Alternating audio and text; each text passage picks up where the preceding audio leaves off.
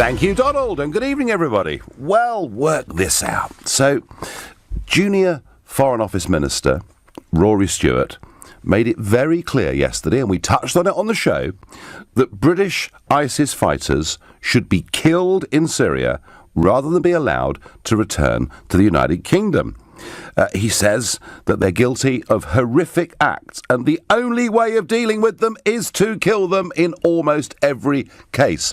Wow, I thought. That's pretty strong stuff. And this morning, Richard Littlejohn in the Daily Mail saying, at last, a politician who says what we think. And Littlejohn in this column, in no uncertain terms, saying drone strikes, whatever it takes, take these people out.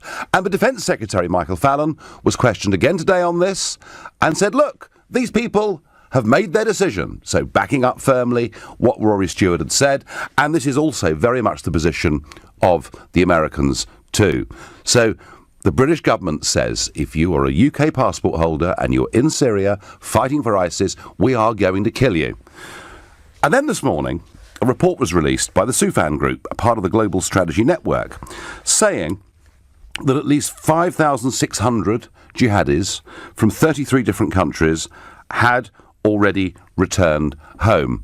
And guess which country has the highest percentage of returning jihadi fighters? Any guesses? Yeah, it's the same country with a government who says, if you're a British passport holder in Syria, we'll kill you. But if you come back to the United Kingdom, oh, that's marvellous. We haven't got any trouble with that at all. I tried my utmost to make this an issue in the general election of 2015. I put out the argument that none of these people should be allowed back home. Their passports should be taken away. And I did get the government to toughen up its rhetoric. But can I tell you, of the over 400 jihadis that have returned so far, do you know how many this government and our Home Secretaries, including Theresa May, do you know how many they've stopped? One. And the rest are back here. And to my total astonishment, Max Hill QC, who is a government advisor on terrorism legislation, has said in the last few days that people who come back from Syria shouldn't be prosecuted. Most of them only went to Syria because they're naive, and they should be reintegrated into society. So government policy is this. We want to make Syria as safe as possible, whilst at the same time endangering the lives of innocent people at home. That is government policy, and I think it's absolutely stone bonkers. So I want to know what you think. Do you think Rory Stewart is right, that they should be taken out and killed? Do you think the policy of the British government with returning jihadis is right, that they should be let back onto the streets, reintegrated in society because they're naive? Or perhaps you think they're both wrong. I don't know. But whatever view you've got on this war, which British people have taken part in, please let me know what you think by calling 0345 60 60 973. You can, of course, text to 84850. You can tweet using the hashtag Farage and LBC at LBC. You can watch the show live on Facebook and comment there too. David from Norwich. Help me, David. How can the British government have two seemingly diametrically opposing views? And David, one quick point. With the fall of Raqqa and with ISIS militarily having a very, very hard time, it could be that the flood of returning jihadis gets a lot quicker. David, good evening. Good evening, boss. How are you doing? I'm doing okay, but I can't believe that our government wants to make Syria safer and here more dangerous. I think these independent reviews, they can run by complete madmen on illegal and political lunatics. Oh, but this chap is a Queen's Counsel. It's Max Hill QC. I mean, this is an esteemed member of the liberal elite. David, what are you saying?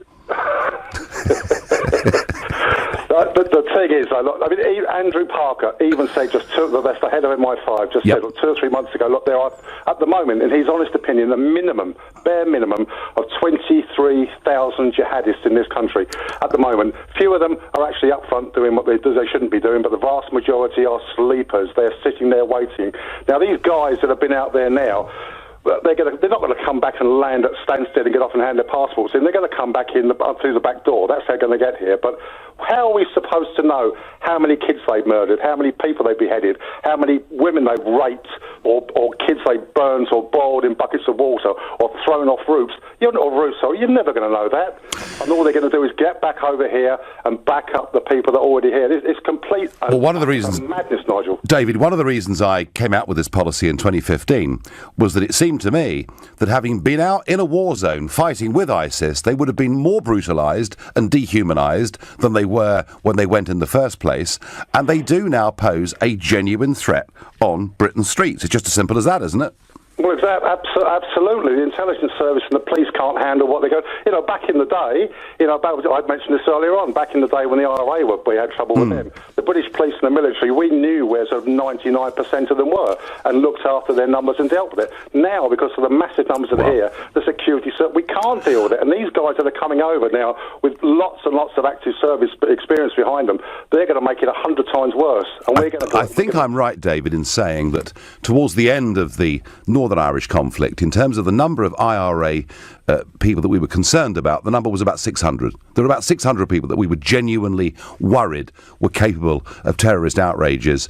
As far as the numbers here, well, it's 3,000 suspected terrorists, 500 under round-the-clock surveillance, and another 20,000 linked in some way. But, of course, if you think back to the horrors of London Bridge and Borough Market, a couple of those guys weren't even known to the police and to the security services. So the real figure, David, I don't really want to try and scare people, but the real figure is actually likely to be significantly higher than 23,000. But it is, Nigel. You're dead right. Substantially more. That's why the head Andrew Parker, the MI5, said, in his honest opinion, and it was obviously a low figure. But if you match that and accept that figure as correct, and then look at what the British government aren't doing at looking after our borders. So apparently, on a daily basis, we're only checking, or the border agency are only checking 7% of everything coming into this country. That's lorries, containers, buses, coaches, either physically or electronically. So that's 93% of everything coming to this country is not checked. Not checked. So how many? Okay, we get the odd lorry load jumping off on the M1, illegal migrants. Sure. How many of that lorries, etc., have got AK? None of us know. None of us know. None of us know. David, very quickly, yes or no answer. Morally, is it right for the government using drones to target UK passport holders fighting for ISIS in Syria? Yes. OK, thank you very much indeed, David, with a very clear view there. Couldn't be clearer. Michael is my next caller from Bournemouth and a new caller to the show. Michael, good evening. Good evening, Nigel. So, help me.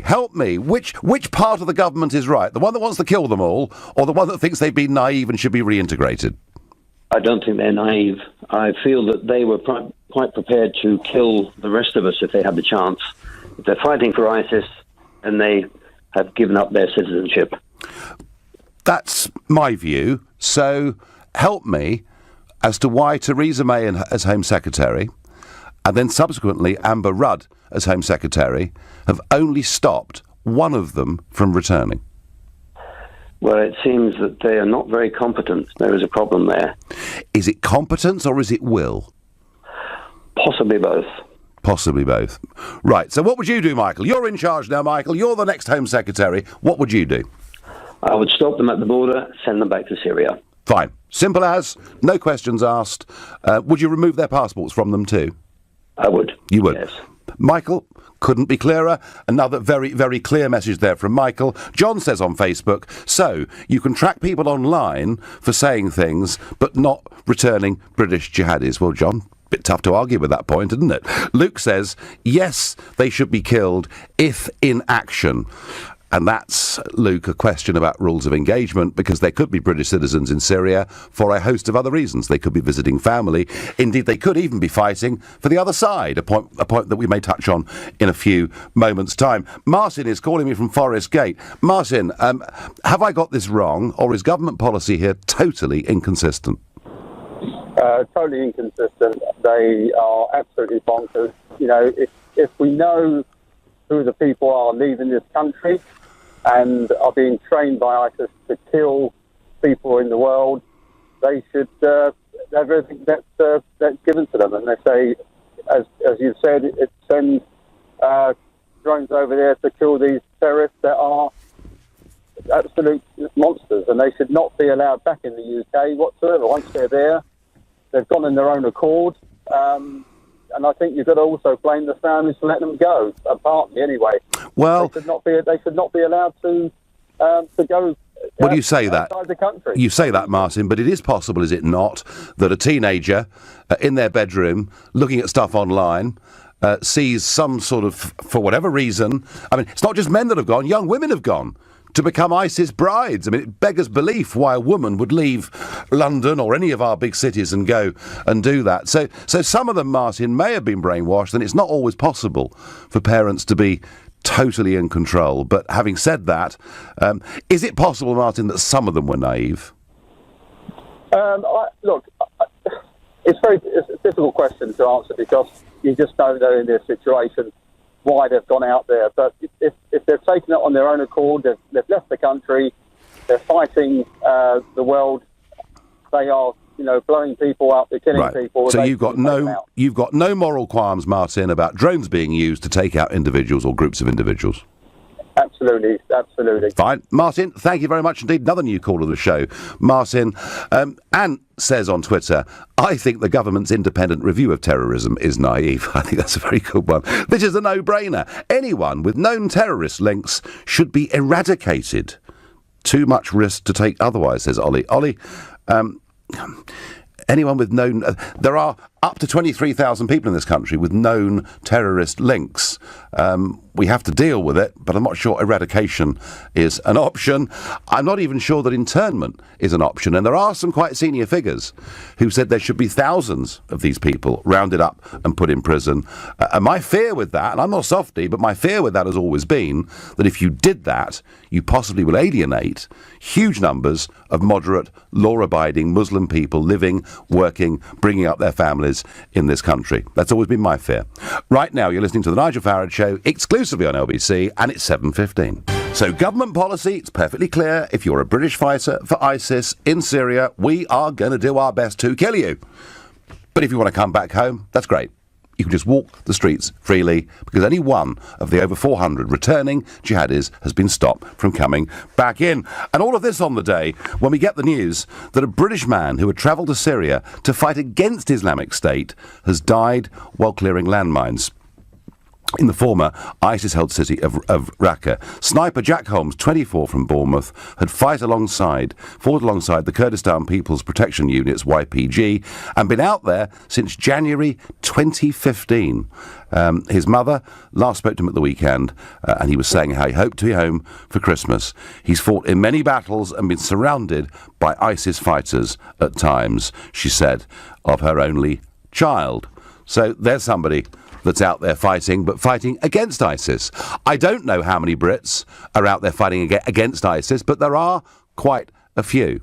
And I would guess we would take a very different view as to the actions of Jack Holmes than we would for those who are fighting ISIS. Surely, if ISIS is the mortal declared enemy of this country, anyone that goes to fight for it is committing an act of treason.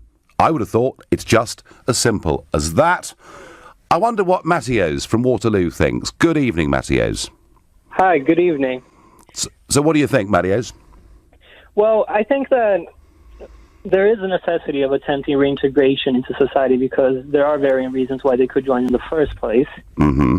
However, there is a limit of how it could threaten national security for the UK.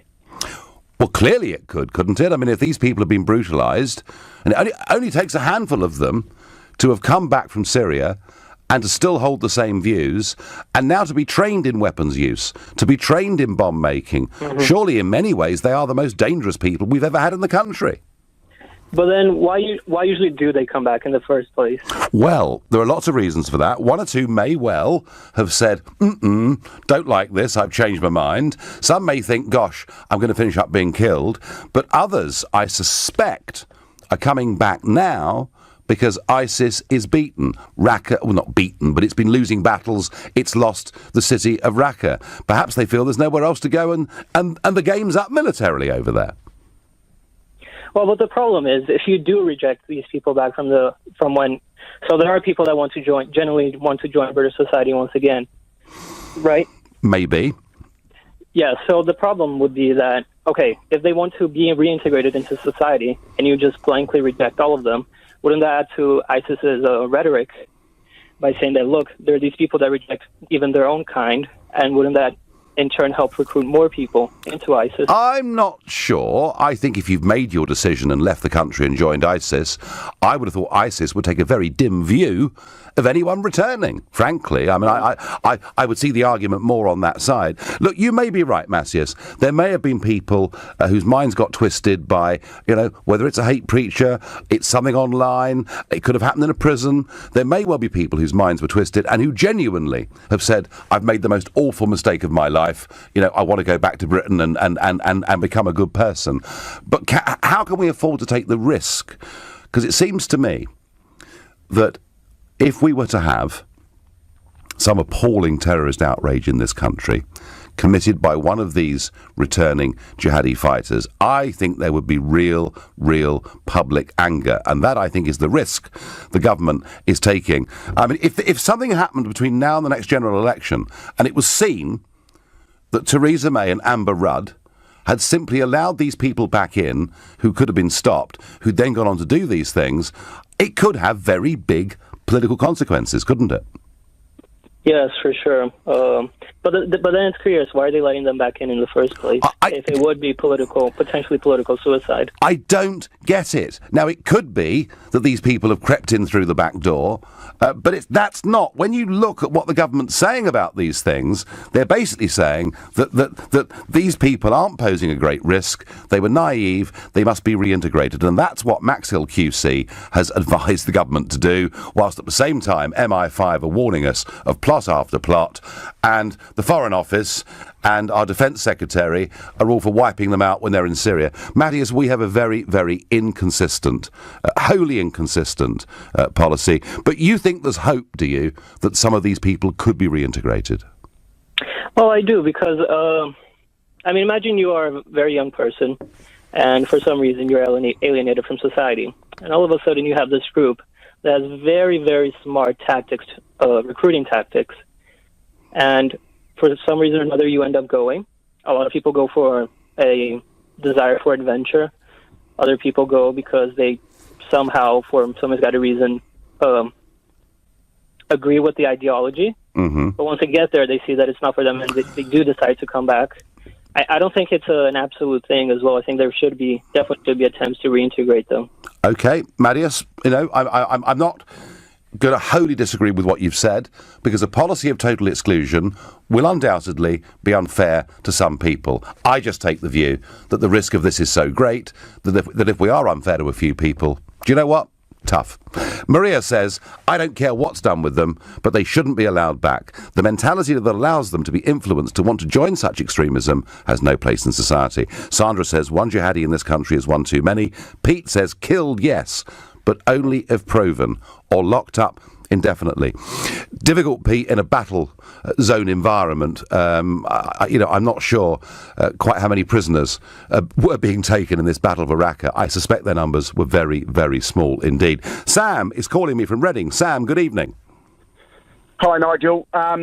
Quick bit of background on myself. Left the army in 2013, spent 8 years, 3 tours in Afghanistan, 2 of which were with Special Forces, so I have a little bit of experience fighting against people of this type of ilk. Yep. Three important points to make. One, slightly off-piece. Brexit will be the best thing that ever happens to this country. I just wanted to sneak that in there. Yeah. Move on. That's cheating. Go on. I think it's really, really important to contextualise, and some of your other callers have already done this, what exactly these people have been up to. The systematic rape of tens of thousands of women and children, and in some cases these terrible stories of women and children bleeding to death. They've been raped so consistently. The murder of hundreds of thousands of people, taking the rights away from millions of people. And what I think makes this even worse is these are not illiterate farmers that we would have seen traditionally in Al-Qaeda and the sort of Taliban people that I've sort of come up against. These are not illiterate people who are being dictated to by the imam because they don't know any better. These are people who were brought up in an otherwise moral society. These are otherwise intelligent people. They made a conscious decision. They do not deserve to come back. They do not deserve a second chance. is the right thing to do is to kill them, or as a minimum stop them from coming back into this country. And importantly, my final point, it will act as a deterrent to future people thinking about going and fighting for these terrorist organisations. Sam, as somebody that has fought, against this menace, against this evil, do you have a direct message for Amber Rudd, our Home Secretary? Because there may well be, as we speak, people returning from Raqqa. I think it's a very, very simple one, and we have to think about the security of people in the United Kingdom. It may be a nice, politically correct message from the person who released this report today that says we must welcome them back with open arms, we must reintegrate them. You'll know some of the policies that the Swedes have been introducing about reintegrating ISIS terrorists back into society. We'll see whether that's successful or not. But the fundamental function of a nation state is to protect its citizens. And as you said in your introduction just before, if one of these people was to conduct any kind of atrocity, the like of which we've seen in Manchester, London Bridge, etc., then that would be a failure of the nation and of the Home Secretary and the Prime Minister to protect its people. Terrific. Well, I very much hope, Amber Rudd, if you're not listening live now, I've no doubt you will see a clip of this tomorrow. Sam has been there. He's fought against this. He's seen the dreadful things that are being done. We do not want these people back in our country. Thank you, Sam. Another new call of the show. Great call. Very interesting. He's seen it at first hand. It's not pretty in any way at all. Ian says to me by Twitter, of course, Rory Stewart is correct. In fact, most people do seem to agree. We have had callers saying, look, actually, some of them may have been conned into this. Maybe we should look at it on a case-by-case basis. But overwhelmingly, at the moment, you seem to be saying that actually the government have got this badly wrong. Seth is calling me from Dublin. Seth, good evening. Hi, Nigel. Thanks for taking my call. Not one bit. Nigel, what I wanted to say was the biggest fear that your ministers have is actually going on a case-by-case basis. It's trying these people, because those trials will end in tears. Mm-hmm. The witnesses are dead, or the witnesses are afraid to come forward, or the witnesses are back in Iraq and Syria. So if you try these people, you're going to turn them into martyrs or heroes. That's why there are elements in your government who are saying, don't try them, let them back in, and at least they won't be martyrs or heroes to the public.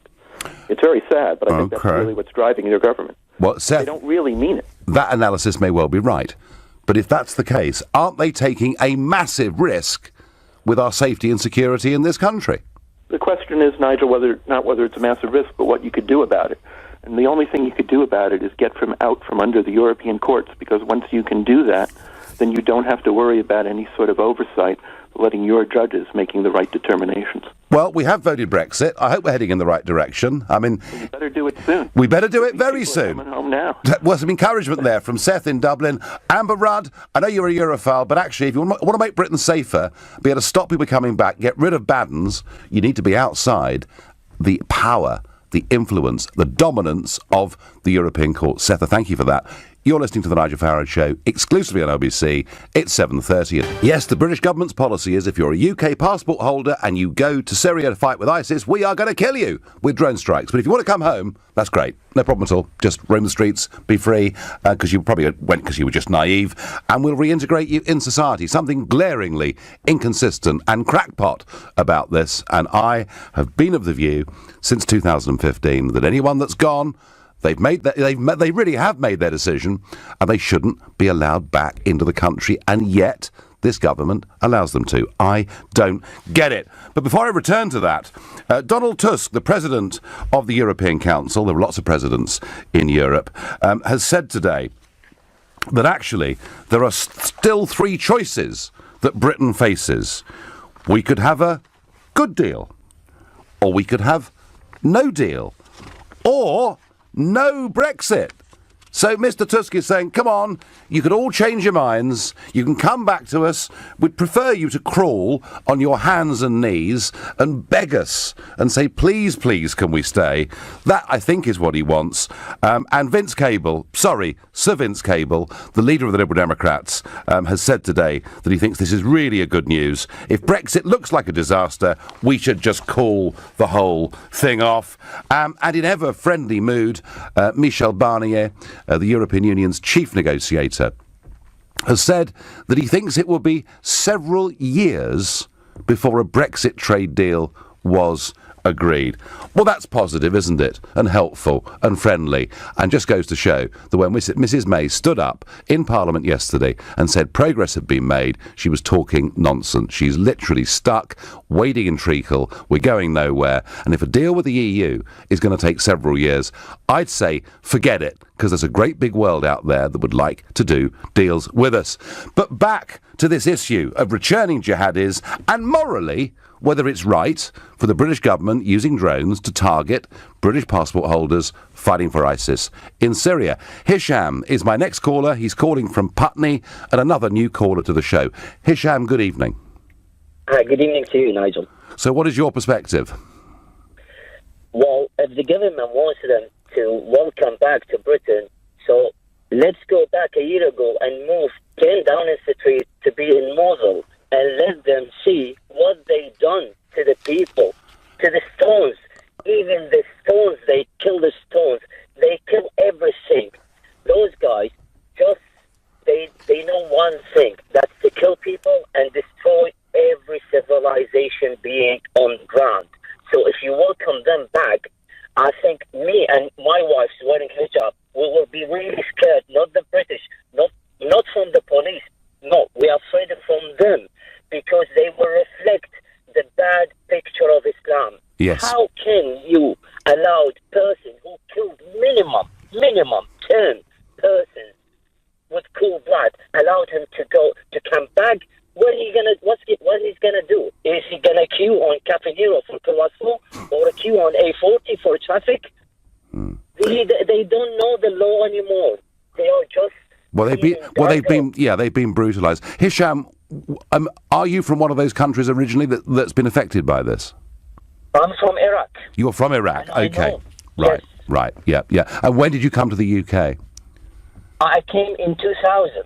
Right, so before the Iraq War broke out. But you really make a point that, of course, and this gets forgotten very often, that there are more Muslims killed by jihadi terrorists than any other religion.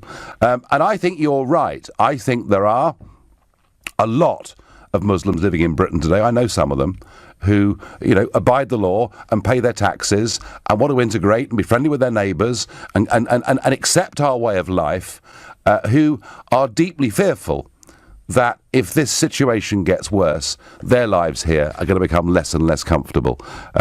Hisham, do you see any optimistic future with this? Not at all. Nigel, I've been here for 17 years. Let's admit I was a bad person, and I wasn't ever in my life a bad person. But if I was a bad person before 2000, and then the 17 years I spent in UK, I became a better person, because I saw the law, how the enforcement of law, not by enforce, but by the smile of people, the way they behave, the way they tell. So I've learned more. Those guys, most of them born in UK, yet he went there to kill. So the system doesn't help them, because their brain is shut. They can't do anything. They born this way. So whether they're born this way or whether they're turned this way is a different thing. But Hisham, listen, fascinating call, and we wish you and your wife well. We really, really do. Mr. Farage, you've lost my vote. If Brexit means your death squads, I'm voting Remain next time, says Peter in Glasgow. It's not me advocating death squads. It's the government. It's the government that want to use drones to take out individual British citizens. And I've been asking people, morally, do they find that acceptable? My beef, Peter, is I just don't think we should let anybody who's gone with a British passport to fight for ISIS come back to this country. And I accept that that will be, in some cases, unfair. But I think it would make us a safer country. As a member of the UN, we cannot leave someone without citizenship, no matter what we think, says Simon on Twitter. Yes, Simon, that argument was made to me in 2015. I think it was Ed Miliband that made that argument to me, that you can't take away from someone their statehood. My answer is you can. They've chosen their state. It's called Islamic State. That's how it seems to me. Haydar is calling from Chiswick. Good evening, Haydar. Hi, good evening, Nigel. How are you? I'm well. So what's your take on this? So I'm also Iraqi, Nigel. Right. I came to the UK in 2005, and I'm from Mosul originally. Right. I lived in Baghdad. So I'm just like so disappointed that we are discussing that these criminals could come back to the UK. I think they should be killed. I think they should, and even if they get in, they should be trialed. They should be put in prison indefinitely. They killed people there, Nigel. They destroyed homes, universities. They destroyed museums and culture and civilization. They killed children and women. They killed children as young as 5 and 4. They don't care about human beings. They raped women. They destroyed the Yazidi community. They just destroyed my country, my home, my people, and our future. And then they are allowed to come back. They're criminals. They killed people. How can they be allowed back to the UK and live a normal life? I don't understand that. I don't get it. And yet, our Home Secretary for all those years, Theresa May, did diddly squat about it, and it would appear that Amber Rudd is about in the same league. I guess it's just cowardice. They're scared to stand up and do the right thing because they'll get criticised. There'll be European Union criticism. There'll be United Nations criticism. There'll be the European Court of Human Rights criticism. That's what they're scared of, Haydar. They want to be popular on the global stage rather, seems to me, than doing the right thing and actually protecting the country. Tell me, I mean, Mosul obviously has been, as you say, pretty much destroyed. Destroyed, yeah. But if... Not only the city itself, the people, Nigel, the people have been destroyed by these criminals. Like, my aunt, one guy from Australia, he's an Australian guy, he came to their house and he just said, out, we need your house to use it to fight the Iraqi army. And they spent 45 days in a basement with 3 other families. And these Australian guys who joined ISIS, they just destroyed their house, looted everything, and they were ready to kill anyone who doesn't leave their house. It was just like, it's awful. It's really awful.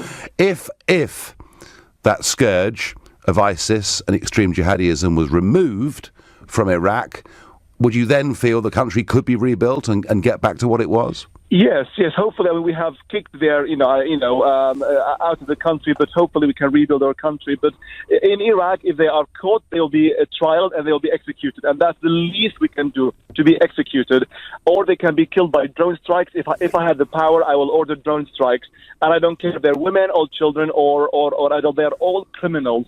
All criminals, Nigel. They deserve to die. Haydar, you've made an incredibly powerful, emotive point, and coming from Mosul, I'm in many ways not surprised. And I thank you very much indeed for your call. Aaron is calling from Chadwell. Aaron, what's your view?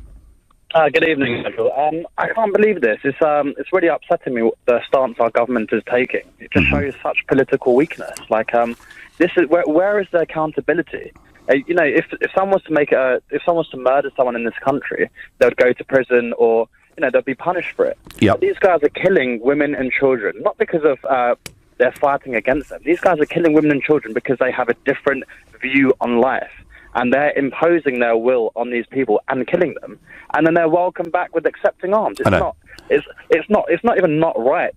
There's something morally wrong in just that. We're being let down, aren't we? Very, very badly. It's really upsetting. I work in a very Muslim area in Chadwell, and the majority of those people, they're saying it just puts such a bad tarnish on the rest of the people, and it's just going to increase tension. I can't see any upshot.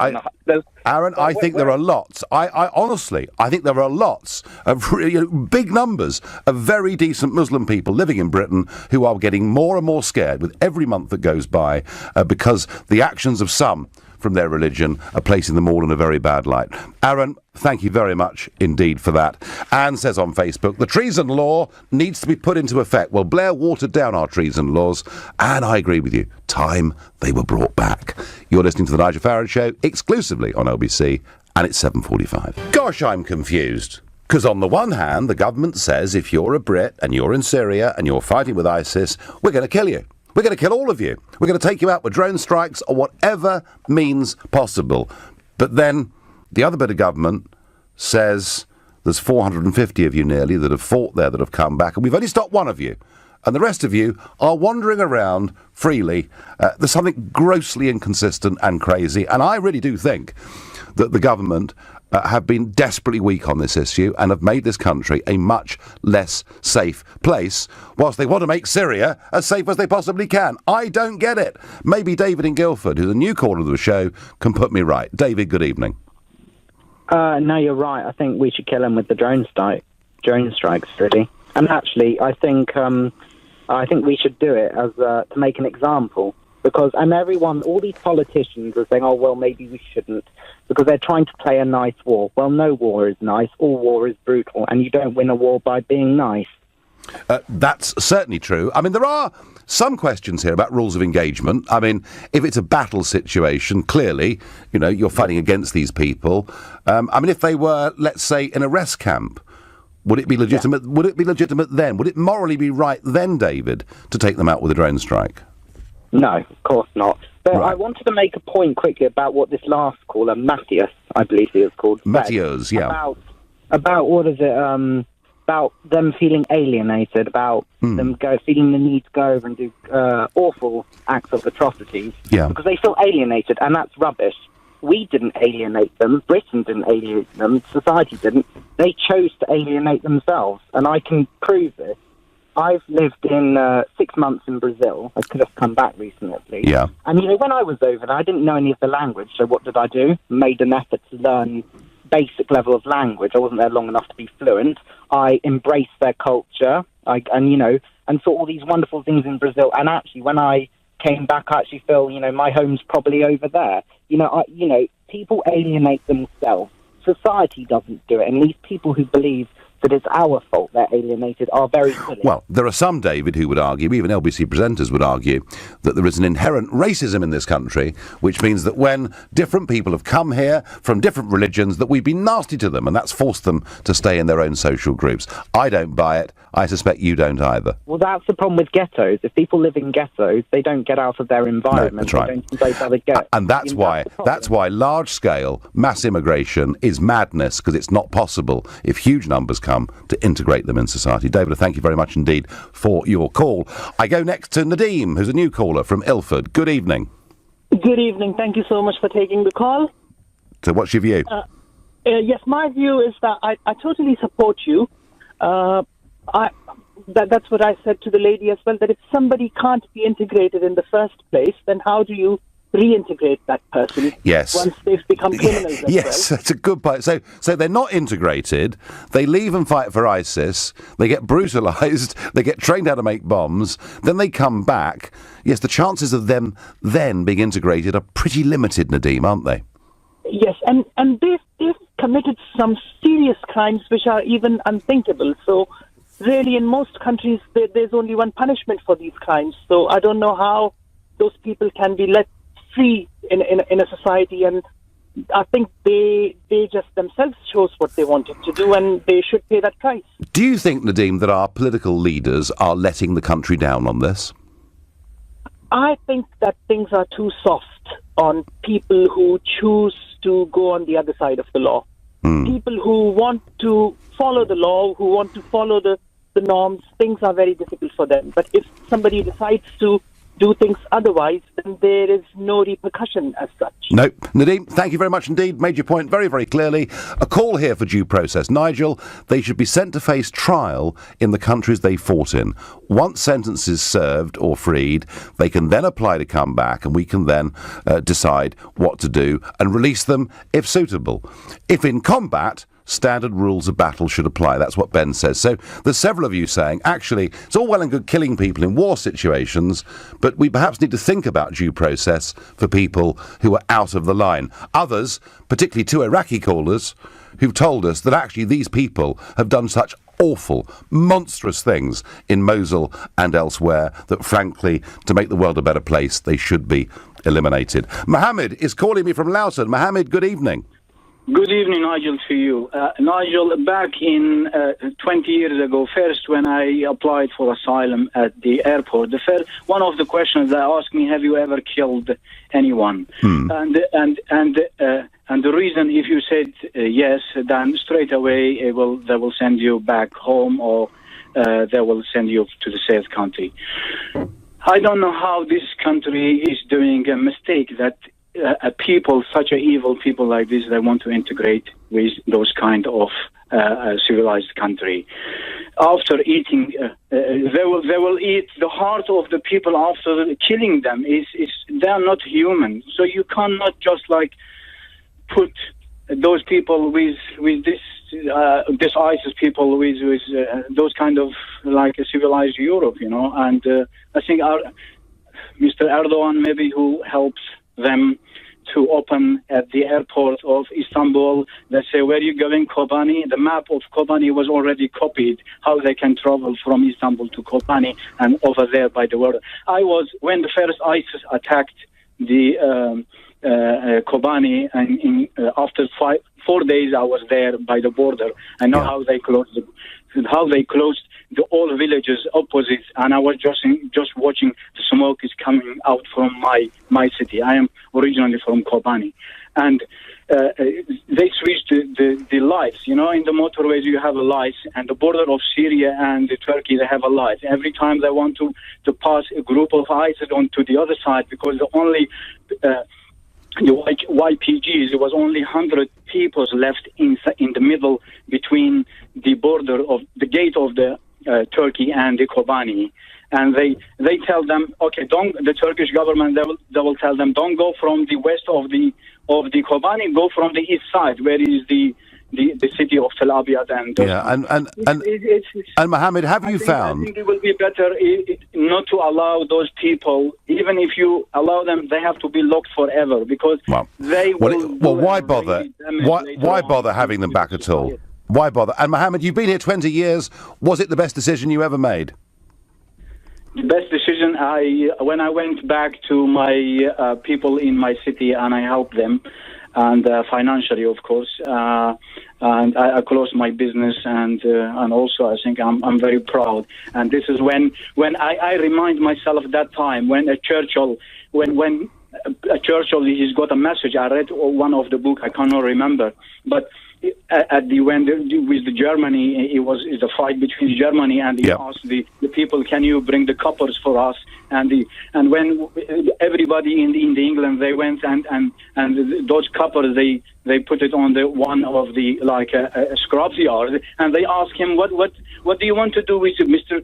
Churchill? We don't know what to do with those kind of things. They say, okay, I just want to make sure that the people, when one day they will ask, okay, I did help my country as well. Absolutely. No, those sentiments matter. Mohammed, fascinating phone call. I get on Twitter, even to a liberal like myself, it seems odd that ISIS recruits with anti-democratic views and anti-Western views are welcome back. Yeah, it is very, very odd. Khalid, you're my last caller of the evening. You're a new caller to the show. You haven't got long. You've got 45 seconds to make your point, and welcome. Hi, Nigel. Hi. Just a quick question, just a quick statement. A lot of these people are under 25, and they say that, your brain doesn't develop until you're, over 25. A lot of these kids have been radicalized by imams or whatever. I myself am a Muslim. I've seen this type of stuff happen, right in front of me, But to say that, to brush everyone under the same, under the same scope, it is not fair. I think a lot of these kids don't even know what they were doing. But on the other hand, I also don't want them to come back here and start chaos. I know. Khalid, listen, I'm sorry. Do call the show again. I know you're a first-time caller. We will have you again. Khalid making the point that in many cases these are youngsters. It may not have been their fault. And to have a sort of complete bar on anyone that's fought for ISIS coming back may be unfair to some individuals. And I accept that it may be unfair to some individuals. But I'd rather be unfair than do what our Home Secretaries, Amber Rudd, and before her Theresa May have done. They've only stopped one out of over 400 returning jihadis coming into this country. British government policy is to try and make Syria safer, but put Britain at greater danger. The whole thing is mad. I don't like it one little bit. You've been listening to The Nigel Farage Show here on LBC. I'm back tomorrow evening from 7. Coming up at 10 tonight, it's Ian Collins. But up next, it's Clive Bull. Nigel, thank you.